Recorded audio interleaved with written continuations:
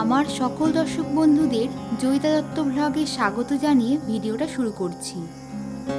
এই আষাঢ় মাসের পূর্ণিমা তিথিতে অনুষ্ঠিত হয় প্রভু জগন্নাথ দেবের স্নানযাত্রা উৎসবটি। তাই এই পূর্ণিমাকে দেবস্নান পূর্ণিমা বলা হয়। এই পবিত্র দিনটি শ্রী শ্রী জগন্নাথ দেবের জন্মতিথি বলে মনে করা হয়। এই শুভ দিনে যে যার মতন করে বাড়িতে প্রভু জগন্নাথ দেবের পুজো অর্চনা করে থাকে। এবছর বাংলার 14ই আষাঢ় 1433, ইংরাজির 29শে জুন 2026 সোমবার পড়েছে শ্রী শ্রী জগন্নাথ দেবের স্নানযাত্রা। বাড়িতে খুব সহজেই জগন্নাথ দেবের পূজা পদ্ধতি। পুজো শুরু করার আগে হাতে গঙ্গা জল নিয়ে আচমন করে নিয়েছি। জগন্নাথ দেবকে স্নান করানোর জন্য একটা তামার ঘটিতে জল নিয়েছি। তাতে চন্দন, অঘুরু, গোলাপের পাপড়ি ও তুলসী মঞ্জুরি দিয়ে জগন্নাথ দেবকে স্নান করিয়ে নেব। হরে কৃষ্ণ মহামন্ত্র বলে জগন্নাথ দেবকে স্নান করিয়ে নেব। হরে কৃষ্ণ কৃষ্ণ কৃষ্ণ হরে হরে, হরে রাম রাম রাম হরে হরে। একটি পরিষ্কার কাপড় দিয়ে জগন্নাথ দেবের চিত্রপটটি মুছিয়ে নিচ্ছি। জগন্নাথ, বলরাম ও মাতা সুভদ্রাকে চন্দনের তিলক পরিয়ে দেব।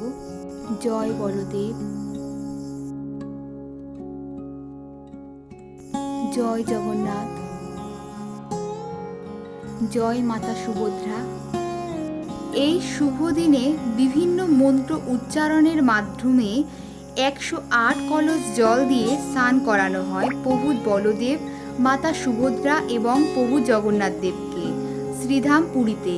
মনে করা হয় প্রভু জগন্নাথের স্নানযাত্রা দর্শন করলে সকল প্রকার পাপ থেকে মুক্তি পাওয়া যায়। আমি ফুল দিয়ে প্রভু জগন্নাথ দেবকে সাজিয়ে নিয়েছি। এবার চন্দন সহযোগে একটি মালা প্রভু জগন্নাথ দেবকে পরিয়ে দেব। জয় জগন্নাথ, জয় জগন্নাথ, জয় জগন্নাথ। চন্দন সহযোগে তুলসীপত্র জগন্নাথ দেব ও বলদেবের চরণে অর্পণ করব। জয় প্রভু বলদেব, জয় প্রভু বলদেব, জয় জগন্নাথ, জয় জগন্নাথ, জয় জগন্নাথ। চন্দন সহযোগে একটি তুলসী মঞ্জুরি জগন্নাথ দেবের চরণে অর্পণ করলাম। জয় জগন্নাথ, জয় জগন্নাথ, জয় জগন্নাথ। এইভাবে প্রভুকে 15 দিন আলাদা করে রাখতে হয়। মানা হয় এই সময় প্রভুর জ্বর আসে, তাই তিনি ভক্তদের থেকে অন্তরালে থাকেন। মানা হয় এই সময় মাতা লক্ষ্মী ওনার সেবা করেন। আর 16তম দিনে আবার ভগবান রাজবেশে সুসজ্জিত হয়ে ভক্তদের সামনে আসে। জগন্নাথ দেবকে ভোগ নিবেদন করে দেব। ভোগ নিবেদনের জায়গাটি পুষ্প ছড়িয়ে নিচ্ছি।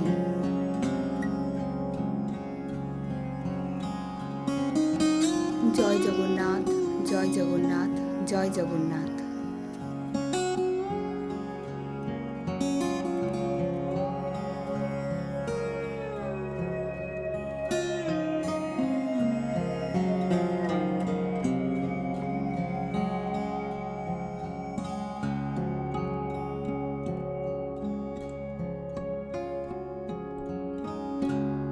জগন্নাথ দেবের ভোগের ওপরে একটি তুলসী মঞ্জুরি দিয়ে দিচ্ছি।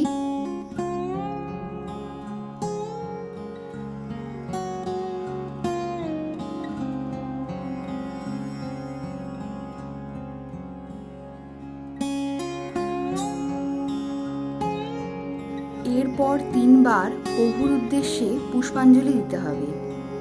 প্রথমে প্রভু বলদেবকে পুষ্পাঞ্জলি দিতে হবে। প্রথমে হাতে ফুল নিয়েছি। শ্রী শ্রী প্রভু বলদেবের উদ্দেশ্যে বলবো, ক্লিং কৃষ্ণায় নমঃ, এষো সচন্দন পুষ্পাঞ্জলি, ওং বলদেবায় নমঃ। জয় বলদেবের জয়। প্রভু জগন্নাথ দেবের উদ্দেশ্যে বলবো, ক্লিং কৃষ্ণায় নম। এষো সচন্দন পুষ্পাঞ্জলি। ওং শ্রী শ্রী জগন্নাথায় নম। জয় জগন্নাথ, জয় জগন্নাথ, জয় জগন্নাথ। মাতা সুভদ্রার উদ্দেশ্যে বলবো ওং শ্রীম সুভদ্রায় নমঃ। জয় মাতা সুভদ্রার জয়।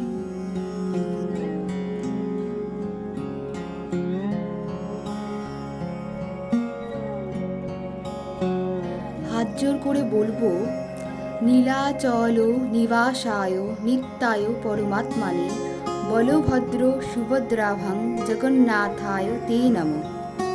জয় জগন্নাথ, জয় বলদেব, জয় মাতা সুভদ্রা।